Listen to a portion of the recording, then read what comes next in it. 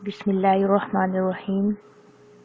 आज हम लोग नेक्स्ट टॉपिक पढ़ते हैं जी, इमेज फॉर्मेशन। इमेज किस तरह से बनती है और किन रेज से हम लोग इमेज बनाते हैं। एक स्फेरिकल मिरर, एक प्लेन मिरर जो हम डेली लाइफ में यूज़ करते हैं वो नहीं, जो स्फेरिकल मिरर है जो कर्व शेप का होगा, उससे किस तरह से हम इमेज बनाते हैं।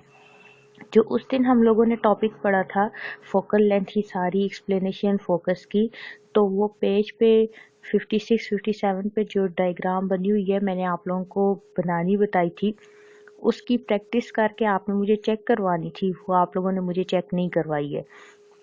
नेक्स्ट टॉपिक है जी इमेज फॉर्मेशन। सबसे पहले हम देख लेते हैं जी रे ट्रेसिंग क्या है। ये 4 रेज होती हैं जिनकी मदद से हम कोई भी इमेज बनाते हैं। नंबर 1 रे क्या है? ए रे। इसका नेम है ए रे। इसको हम पैरेलल रे भी कहते हैं। ए रे को ही पैरेलल रे कहते हैं। क्यों कहते हैं? कि अगर हमारे पास ये एक मिरर है, ये उसका पॉइंट पोल हुआ, ये फोकस, ये सेंटर ऑफ कर्वेचर, ये पॉइंट्स आपको लगाने आते हैं, ये हुआ इसका प्रिंसिपल एक्सिस। जब ray parallel to principal axis fall करे, इंसिडेंट रे कैसे हो? Parallel to principal axis strike करेगी एट पॉइंट ए। इस पॉइंट ए पे स्ट्राइक करने की वजह से हमने इसे ए रे बोला। प्रिंसिपल एक्सिस के पैरेलल है, इस वजह से हमने इसे क्या बोला? पैरेलल रे। जब ये स्ट्राइक कर लेगी तो आफ्टर रिफ्लेक्शन ये कहाँ से पास करेगी? फोकस में से। क्यों?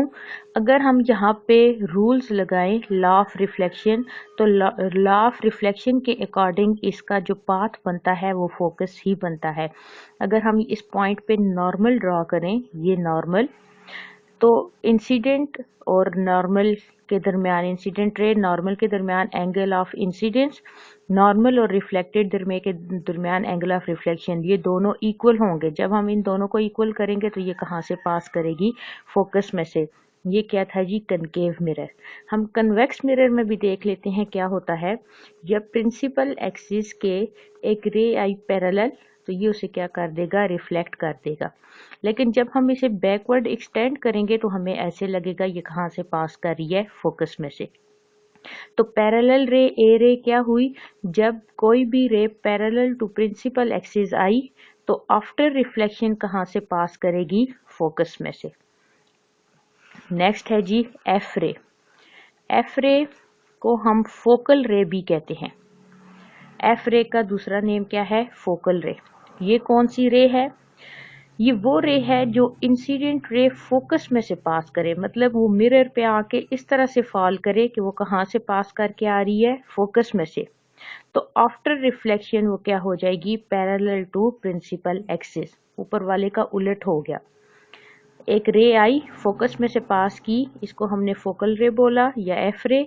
तो आफ्टर रिफ्लेक्शन ये पैरेलल हो जाएगी प्रिंसिपल एक्सिस के। ये हुआ कनकेव मिरर। कन्वेक्स मिरर में भी जब एक रे इस तरह से इंसिडेंट हो रही है, ये रे ऐसे भी तो आके मिरर पे पड़ सकती है ना। आफ्टर रिफ्लेक्शन ये क्या हुई? पैरेलल। कैसे? ये रे इस तरह से इंसिडेंट हुई, जब हम इसे बैकवर्ड एक्सटेंड करें तो हमें ऐसे लग रहा है कि ये फोकस में से आ रही है, फोकस में से पास कर रही है। तो ये रे जब कन्वेक्स मिरर पे फॉल हुई तो इसने इसे पैरेलल कर दिया, क्योंकि ये फोकल पॉइंट में ऐसे लग रहा था कि ये फोकल पॉइंट में से पास कर रही है। तो वो रे जो फोकस में से पास करेगी आफ्टर रिफ्लेक्शन पैरेलल होगी। वो रे जो पैरेलल आएगी आफ्टर रिफ्लेक्शन वो कहाँ से पास करेगी? फोकस में से।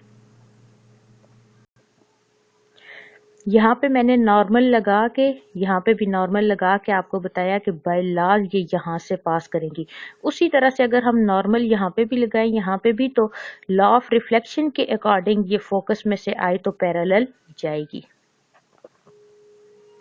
थर्ड रे है जी पी रे। इस पी रे को हम पोल रे भी कहते हैं। ये वो रे है जो इंसिडेंट रे फॉल करती है पोल पे, mid point of the mirror पे। जब ये पोल पे फॉल करेगी तो आफ्टर रिफ्लेक्शन ये इस पाथ पे वापस जाएगी। किस पाथ पे? इस पॉइंट पे अगर हम नॉर्मल ड्रॉ करें तो ये इसका नॉर्मल हुआ और यही इसका प्रिंसिपल एक्सिस है। यहाँ पे इसका प्रिंसिपल एक्सिस क्या बन गया, इसका नॉर्मल। तो इस प्रिंसिपल एक्सिस के साथ जो रे यहाँ पे एंगल बनाएगी, रिफ्लेक्टेड रे भी उतना ही एंगल इस प्रिंसिपल एक्सिस के साथ बनाएगी। ठीक, तो ये पोल पे जब फॉल करेगी तो उतना ही एंगल प्रिंसिपल एक्सिस के साथ बनाती हुई ये क्या होगी, रिफ्लेक्ट बैक हो जाएगी। बिल्कुल इसी तरह से कन्वेक्स मिरर पे भी जब रे ऑफ लाइट पोल पे फॉल करती है तो उतना ही एंगल ये प्रिंसिपल एक्सिस के साथ बनाती हुई रिफ्लेक्ट बैक होती है। क्यों, यहाँ पे अब इसका प्रिंसिपल इसका क्या बन गया है, नॉर्मल। क्यों, ये प्रिंसिपल इस पॉइंट पे न नॉर्मल ड्रॉ करें तो भी वो यहाँ पे ही आएगा। नेक्स्ट रे है जी सी रे, जिसको हम सेंट्रल रे भी कहते हैं। ये वो रे है जो सेंटर ऑफ कर्वेचर में से पास करती है।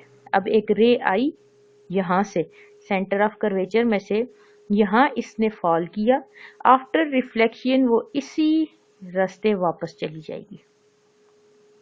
कन्वेक्स मिरर, एक रे आई, उसने यहाँ पे फॉल किया, आफ्टर रिफ्लेक्शन ये इसी रास्ते वापस चली जाएगी। क्यों, यहाँ पे अगर हम इसे बैकवर्ड देखें तो ये कहाँ से पास कर रही है, सेंटर ऑफ कर्वेचर से। तो जो सेंट्रल पॉइंट से सेंटर ऑफ कर्वेचर से रे पास करती है वो उसी तरह से क्या होती है, रिफ्लेक्ट बैक हो जाती है, वो अपना पाथ चेंज नहीं करती। इसलिए कि जब सेंटर ऑफ कर्वेचर से पास करती है कोई भी रे तो वो परपेंडिकुलर पास करती है। जब सेंटर ऑफ कर्वेचर से कोई भी रे आएगी किसी पॉइंट पे तो वो परपेंडिकुलर 90 का एंगल बनाती हुई आएगी। तो जब वो 90 का एंगल बनाती हुई आएगी तो उसी रास्ते से वापस चली जाएगी। ये तो मेजर करके नहीं लगाए ना, जब हम ये एक सर्कल मेजर करके लगाएंगे उसका रेडियस हमें पता होगा, उसका हाफ पॉइंट फोकस होगा, उसके अकॉर्डिंग ये सारी कैलकुलेशन जब हम करेंगे तो हमें पता चलेगा कि जो सेंट्रल पॉइंट से रे आती है वो उसी पॉइंट से वापस चली जाती है।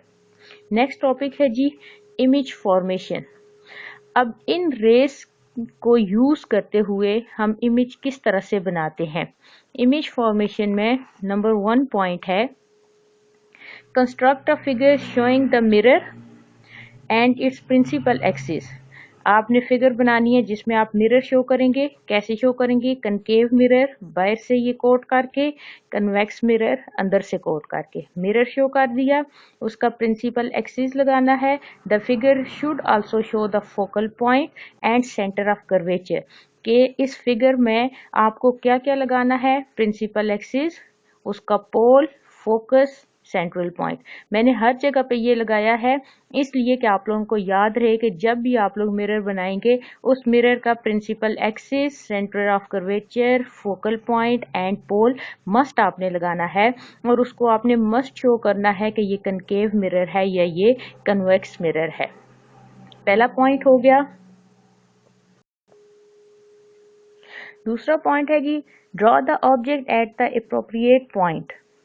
One end of the object will often lie on the principal axis। कहते हैं जब हम किसी भी मिरर से इमेज बनाते हैं तो उसके सामने हम खड़े होते हैं या उसके नज़दीक खड़े होते हैं या उससे दूर खड़े होते हैं, तो कहते हैं उसको फिक्स किसी पॉइंट पे आप लोग ऑब्जेक्ट को ड्रॉ करें और उसका एक एंड, ऑब्जेक्ट का एक एंड मस्ट है कि वो प्रिंसिपल एक्सिस को टच करे। किस तरह से, अगर ये वाला हम ये फिगर देखें, हम यहाँ पे अगर ऑब्जेक्ट बनाना चाहते हैं यहाँ पे, ठीक, तो ये ऑब्जेक्ट अगर हम यहाँ पे बनाएंगे तो एक एंड प्रिंसिपल एक्सिस को मस्ट यहाँ पे टच करना चाहिए। उसकी पोजीशन हम लोकेट करेंगे कि वो ऑब्जेक्ट यहाँ पे आ रहा है, यहाँ पे आ रहा है, यहाँ पे आ रहा है, यहाँ पे हमने उस ऑब्जेक्ट को मिरर के सामने नज़दीक रखना है या हमने उसे दूर रखना है। जहाँ पे भी रखें एक एंड उसका प्रिंसिपल एक्सिस को मस्ट यहाँ पे टच करे। सेकेंड है जी draw 4 rays that arise from the tip of the object।